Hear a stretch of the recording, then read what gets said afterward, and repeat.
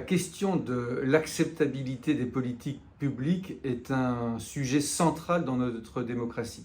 J'observe que beaucoup de lois ne parviennent pas à se déployer véritablement, en ce sens qu'elles ne remplissent pas les objectifs qu'on leur avait assignés, qu'elles n'atteignent pas les cibles qui étaient visées, et pas uniquement faute de décret d'application. J'ai en mémoire la volonté, pour réduire notre empreinte environnementale, la volonté de taxer le carburant.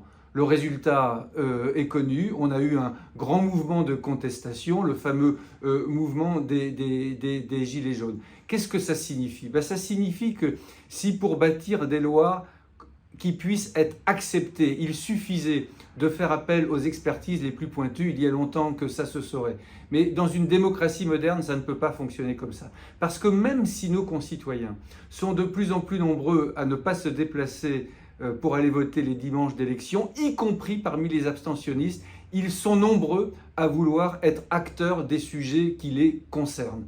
Et dans une démocratie moderne, il faut associer à la construction de la décision les corps intermédiaires, à l'exemple du Conseil national des barreaux, et les citoyens dans nos sociétés éduquées et informées.